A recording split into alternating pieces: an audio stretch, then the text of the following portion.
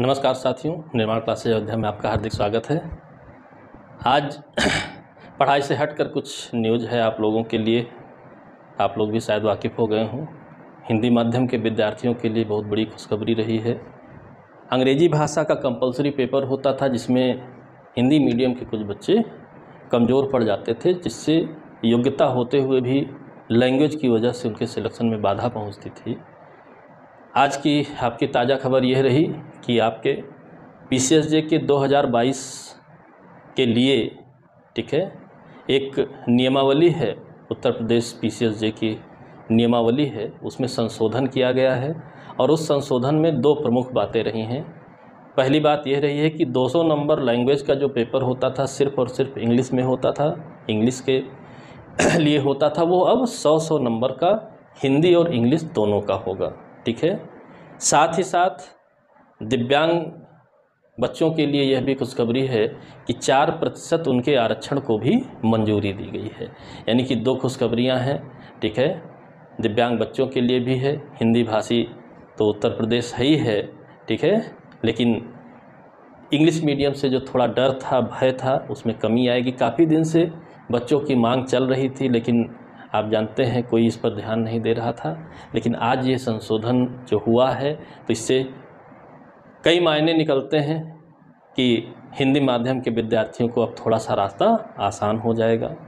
अभी नोटिफिकेशन आने के साथ ये क्लियर होगा कि क्वालिफाइंग रहेगा या नंबर जुड़ेगा। जहाँ तक आशा है, जो सूचनाएं हैं, क्वालिफाइंग रहेगा हिंदी और इंग्लिश। इसके लिए अभी से आप जिस तरह इंग्लिश के लिए मेहनत करते थे, हिंदी को भी सरल ना मानिएगा। सरल कठिन कहने का मतलब ये नहीं है कि सरल ना मानने का मतलब ये है कि उसे हल्के में लेकर ना चलिए कि हमें तो हिंदी भाषी हैं, हम तो हिंदी मीडियम के हैं, हमें आता है। बल्कि आप उसे बेहतर अपनी एक स्ट्रेटजी बनाते हुए काम करिएगा कि हिंदी की भी आपकी तैयारी रहे। ठीक है, एपीओ परीक्षा में आप हिंदी का पेपर दे करके एक आइडिया आपके पास सही है कि कौन सा जो है किस प्रकार के क्वेश्चन आते हैं। बाकी सिलेबस आने के बाद, नोटिफिकेशन आने के बाद हमें पता ही चल जाएगा कि हिंदी और इंग्लिश का क्या क्या कैसे रहेगा। दूसरा एक और महत्वपूर्ण इससे कंक्लूजन निकल करके आता है। इसका मतलब हम लोग बहुत दिनों से वैकेंसी का इंतज़ार कर रहे हैं उत्तर प्रदेश के लिए।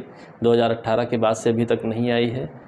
अगर कुछ सक्रियता बढ़ी है तो इससे उम्मीद की जा सकती है कि वैकेंसी आपकी आने वाली है। अपनी तैयारी में लग जाइए, समय नहीं है। हम आप साथ साथ मिल कर के भी बहुत सा काम कर रहे हैं, ठीक है, ताकि इस बार असफलता का मुंह न देखना पड़े। अपनी तैयारी में लग जाइए। यदि आप इंतज़ार करेंगे वैकेंसी आने का तो इंतज़ार ही करते रह जाएंगे, कभी वो आपका लक्ष्य पूरा नहीं हो पाएगा। ठीक है, यदि आपका लक्ष्य है जज बनने का तो आज से ही, अगर पहले से लगे हैं बहुत खुशी की बात है, नहीं तो आज से ही बिल्कुल से नहा धो के रेडी हो जाइए।